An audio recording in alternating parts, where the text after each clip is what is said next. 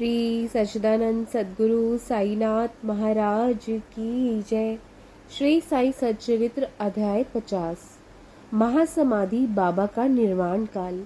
महासमाधि का पूर्व संकेत। रामचंद्र व तात्या की मृत्यु को टालना। लक्ष्मीबाई शिंदे को दान व शिक्षा। अंतिम क्षण में बाबा। महासमाधि बाबा का निर्वाण काल।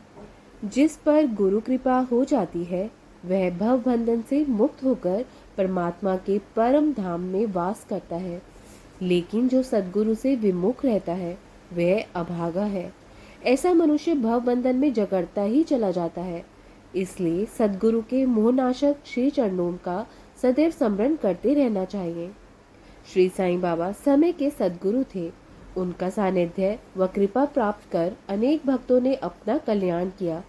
ऐसे सद्गुरु श्री साईनाथ महाराज ने 15 अक्टूबर 1918 को दोपहर 2:30 पर महासमाधि ले ली थी। समाधि लेने से 17 दिन पूर्व 28 सितंबर 1918 को उन्हें सामान्य सा बुखार आया था, जो 2-3 दिन तक रहा था।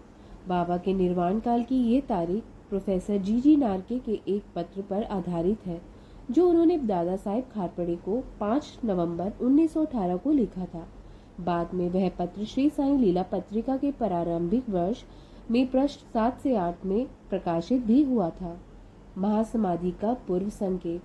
श्री साईं बाबा ने अपने निर्वाण काल महासमाधि का संकेत 2 वर्ष पूर्व ही दे दिया था, लेकिन उस समय बाबा के संकेत को कोई भी नहीं समझ पाया था। हुआ ये था कि विजयदशमी के दिन बाबा संध्या काल में सीमा उल्लंघन से लौट रहे थे। तब वे एकाएक क्रोधित हो गए और सिर पर बांधने वाला कपड़ा, कफनी व लंगोटी को शरीर से अलग कर टुकड़े टुकड़े कर प्रज्वलित धूनी में फेंक दिया। बाबा की ऐसा करने से धूनी दुगनी प्रज्वलित हो गई। बाबा का मुखमंडल भी क्रोधावेश के कारण दमक रहा था। क्रोधावेश में ही वे ऊंचे स्वर में बोले कि लोगों, यहाँ आओ और मुझे देखो। मुझे देखकर तुम अच्छी तरह निर्णय कर लो कि मैं हिंदू हूँ या मुस्लिम। बाबा का वह रूप देखकर सभी भयभीत हो गए। किसी की भी हिम्मत नहीं थी कि वह उनके निकट जा पाता। आखिर कुछ देर बाद उनके परम भक्त भागोजी शिंदे ने साहस जुटाया और बाबा के निकट जाकर उन्होंने किसी तरह उनकी लंगोट बांध दी। हालांकि स्वयं शिंदे रोगग्रस्त थे और पीड़ित भी थे। लंगोट बांधने के बाद शिंदे बाबा से बोले कि बाबा, आज आपको क्या हो गया?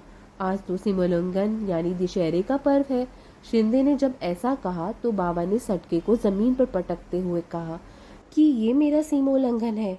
11 बज चुकने के बाद भी जब बाबा का क्रोध शांत नहीं हुआ तो बाबा के भक्तों को संदेह होने लगा कि आज चावड़ी जुलूस निकल भी पाएगा अथवा नहीं। आखिर 1 घंटे बाद यानी 12 बजे बाबा का क्रोध शांत हुआ। फिर उन्होंने सदैव की तरह पोशाक धारण की और चावड़ी जुलूस में शामिल हुए। इस घटना से बाबा ने संकेत दे दिया था कि वे दशहरे के दिन ही महासमाधि लेंगे, लेकिन उस समय किसी ने भी इस ओर ध्यान नहीं दिया। इसके अतिरिक्त बाबा ने कई अन्य भी संकेत किए थे, जो यहाँ क्रमशः दिए जा रहे हैं। रामचंद्र व तात्या की मृत्यु को टालना। रामचंद्र का पूरा नाम रामचंद्र दादा पाटिल था। उपरोक्त घटना के कुछ समय बाद ही वे रोगग्रस्त हो गए। रोग भी पीड़ादायी था। काफी उपचार करवाने के बाद भी कोई लाभ नहीं हुआ था। इसलिए रामचंद्र अपनी मृत्यु की प्रतीक्षा करने लगे। तब एक दिन अर्धरात्रि के समय बाबा अचानक ही रामचंद्र पाटिल के सिरहाने आकर खड़े हो गए। उस समय रामचंद्र ने बाबा के चरणों को कस कर पकड़ लिया और पूछा कि मुझे कम से कम इतना तो बता दो कि मेरी मृत्यु कब होगी। मैंने तो जीवन की आशा ही छोड़ दी है। बाबा ने रामचंद्र से कहा कि तुम जल्दी ही ठीक हो जाओगे, क्योंकि तुम्हारी हुंडी वापस ले ली गई है। लेकिन भय तो मुझे तात्या का है, जो दशहरे के दिन शरीर छोड़ देगा। फिर वे बोले कि यह गुप्त बात किसी को भी मत बताना और तात्या को तो बिल्कुल भी मत बताना, वरना वह मृत्यु के भय से भयभीत हो जाएगा। रामचंद्र इस बात को जानते थे कि बाबा के वचन मिथ्या नहीं होते। इसलिए निश्चित ही 2 वर्ष बाद 1918 को दशहरे के दिन तात्या इस संसार से चले जाएंगे। यह बात उन्होंने बाला शिंपी को बता दी थी। इस तरह इस रहस्य को रामचंद्र व बाला शिंपी ही जानते थे। वे दोनों तात्या की तरफ से काफी चिंतित थे। रामचंद्र तो पूरी तरह स्वस्थ हो चुके थे, लेकिन शक संवत 1840 का भाद्रपद मास समाप्त होकर अश्विन मास शुरू होने वाला था। तभी तात्या बीमार हो गए और उनकी स्थिति इतनी गंभीर हो गई कि वे बाबा के दर्शन करने भी नहीं जा पाते थे। दूसरी ओर बाबा को भी बुखार हो गया था। तात्या को बाबा व उनके भगवान पर पूरा भरोसा था। दिन पर दिन तात्या की स्थिति गंभीर होती चली गई। वे अब हिलडुल भी नहीं सकते थे और सदैव बाबा का ही स्मरण किया करते थे। बाबा की स्थिति भी नाजुक हो चुकी थी। जब दशहरे का दिन निकट आया तो रामचंद्र व बाला शिंपी काफी घबरा गए, यह सोचकर कि अब तात्या का साथ छूट जाएगा। उन दोनों को पसीने छूट रहे थे। जिस दिन विजयदशमी थी, तात्या की नाड़ी की गति धीमी पड़ने लगी और उनकी मृत्यु निकट दिखाई देने लगी। लेकिन तभी एक विचित्र घटना घट गई। तात्या के तो प्राण बच गए, लेकिन बाबा स्वयं महासमाधि में चले गए। ऐसा लगने लगा जैसे बाबा ने तात्या को जीवन देने के लिए स्वयं जीवन का त्याग कर दिया। बाबा ने ऐसा क्यों किया, वह तो वही जाने। संभवतः उन्होंने तात्या की मृत्यु की बात कहकर स्वयं के महाप्रयाण का ही संकेत किया था। महाप्रयाण से अगले दिन 16 अक्टूबर को बाबा ने अपने भक्त दासगणों को पंढरपुर में स्वप्न देकर सूचित किया कि मस्जिद भर भराकर धराशायी हो गई है। बाबा ने दासगणों को स्वप्न में कहा कि शिरडी के तेली तंबोली मुझे पीड़ित करते थे, इसलिए मैंने वह स्थान त्याग दिया था। मैं तुम्हें यही सूचित करने आया हूँ कि तुम वहाँ जल्दी जाकर मेरे शरीर पर हर प्रकार के पुष्प एकत्र करके चढ़ाओ। बाद में दासगणों को शिरडी से भी इस आशय का एक पत्र मिला तो वे शिष्यों के साथ शिरडी आए और बाबा की समाधि के सामने अखंड कीर्तन व हरि नाम शुरू कर दिया। दासगणों ने पुष्पों की माला बनाकर समाधि पर चढ़ाई। बाद में बाबा के नाम से विशाल भोज का भी कार्यक्रम संपन्न हुआ। लक्ष्मीबाई शिंदे को दान व शिक्षा। बाबा ने महासमाधि के लिए विजयदशमी का दिन चुना, जो सर्वथा उचित ही था। महासमाधि से कुछ दिन पूर्व तक वे अस्वस्थ थे, लेकिन जब महासमाधि का समय निकट आया तो वे स्वस्थ हो गए। वे बिना किसी की सहायता से उठ बैठे थे। लोगों ने यही समझा था कि बाबा अब स्वस्थ हो गए हैं, अब कोई भय नहीं है। लेकिन बाबा तो जानते थे कि अब उनका अंतिम समय निकट आ चुका है, इसलिए उन्होंने लक्ष्मीबाई शिंदे को दान देने की अभिलाषा व्यक्त की थी। लक्ष्मीबाई कुलीन घराने की थी और समृद्ध भी थी। वे मस्जिद में जाकर बाबा की दिन रात सेवा किया करती थी। मस्जिद की सीढ़ियों पर लक्ष्मीबाई, महालसापति व तात्या के अतिरिक्त अन्य किसी को भी चढ़ने की अनुमति नहीं थी। एक बार की बात है कि बाबा संध्या के समय मस्जिद में तात्या के साथ बैठे हुए थे। उस समय लक्ष्मीबाई मस्जिद में आई और बाबा को नमस्कार किया। तब बाबा लक्ष्मीबाई से बोले कि अरे लक्ष्मी, मुझे बहुत भूख लगी है। लक्ष्मीबाई ये कहकर लौट गई कि बाबा थोड़ा ठहरो, मैं आपके लिए अभी रोटी लेकर आती हूँ। कुछ देर बाद लौटकर लक्ष्मीबाई ने बाबा के आगे रोटी व साग रख दिया।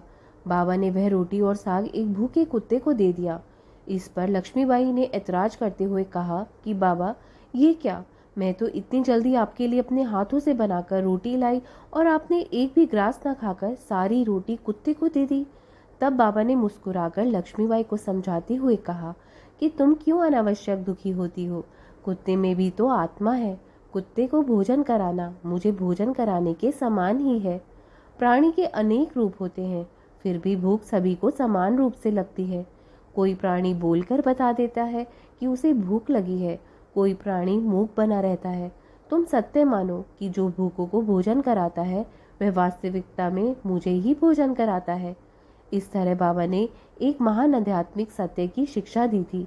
किसी की भी भावनाओं को आहत किए बिना किस तरह इस नित्य व्यवहारिक रूप दिया जा सकता है। इसके बाद लक्ष्मीबाई बाबा को नित्य भक्ति भाव से दूध, रोटी व अन्य भोजन आदि देती, जिसे बाबा बड़े प्रेम भाव से खाते। उसमें से वे कुछ ही अंश खाते थे, शेष अंश राधा कृष्ण माई के पास भिजवा दिया करते थे। बाबा द्वारा ग्रहण किए भोजन को राधा कृष्ण माई प्रसाद समझकर प्रेम से खा लिया करती थी।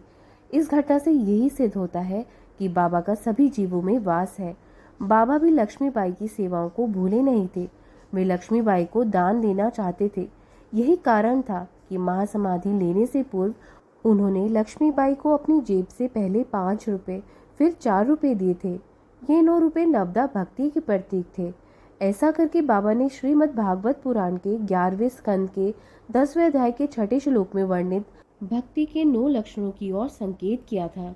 वह श्लोक इस प्रकार है: अमान्य मत्सरो, दक्षो निर्ममो, दृढ़ सौहृदय, असत्वर अर्थ, जिज्ञासु नरसूयुर मोख वाक। अर्थात एक भक्त या शिष्य को चाहिए कि वह कभी किसी से ईर्ष्या ना करे, किसी का बुरा ना सोचे, उसे प्रत्येक कार्यों में निपुण होना चाहिए।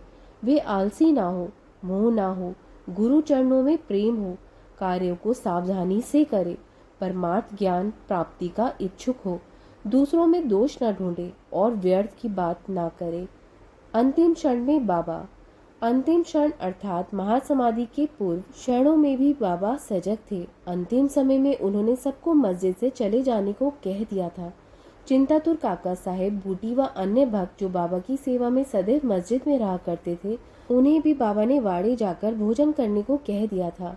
भक्त बाबा को अकेला छोड़ना तो नहीं चाहते थे, लेकिन बाबा की आज्ञा की अवहेलना करने का भी उनमें से किसी को भी साहस नहीं था, इसलिए उन्हें मन मारकर वाड़े से जाना पड़ा था। वे जानते थे कि बाबा की हालत गंभीर है, ऐसे में उन्हें अकेले छोड़ना उचित नहीं है। खैर, जब वे वाड़े में भोजन करने बैठे तो उनका मन बाबा की ओर ही था। भोजन उन्हें अच्छा नहीं लगा। वे मन मसोर कर भोजन कर रहे थे। अभी वे पूरी तरह भोजन कर भी नहीं पाए थे कि बाबा द्वारा देह त्यागने का समाचार उन तक पहुंच गया। वे सब थाली बीच में छोड़कर मस्जिद की ओर दौड़ पड़े। वहां जाकर उन्होंने देखा कि बाबा भैयाजी अप्पा कोते की गोद में चिर निद्रा में लीन थे। वे ना शैया पर लेटे, न जमीन पर लुढ़के, वे अपने नियमित आसन में शांति से बैठे थे। उनके हाथ दान देने की मुद्रा में थे। संतों की प्राप्ति होती है कि वे किसी के कहने से नहीं आते, वे स्वेच्छा से जन कल्याणार्थ आते हैं और ध्येय पूर्ण होने पर स्वेच्छा से ही संसार को त्याग कर देते हैं। ओम साई नमो नमः। ओम साई राम, ओम साई राम। अब हम आगे अध्याय 51 का अध्ययन करेंगे। तब तक साईं स्मरण करते रहिए, बाबा के नाम जाप करते रहिए, बाबा में ही रम जाइए। साईं ही जीवन है, साईं ही परमात्मा है, साईं ही गुरु है, साईं ही ईश्वर है। तो जैसे कि आप सभी को मालूम है कि सावन मास शुरू हो चुका है, तो मैं आप सबसे विनती करती हूँ कि आप सभी भी श्री साईं सच्चरित्र का अध्ययन ज़रूर करिए, पढ़िए और बाबा को जानिए। अगर आप किसी कारणवश नहीं पढ़ सकते तो हमारे साईं तेरे नाम चैनल पर आपको हर एक अध्याय को ऑडियो मिल जाएगा, तो ज़रूर जाकर सुनिएगा। उसमें आपके मन में चल रहे सारे प्रश्नों के उत्तर आपको मिल जाएंगे। आपको बाबा शक्ति देंगे, आपको राह दिखाएंगे।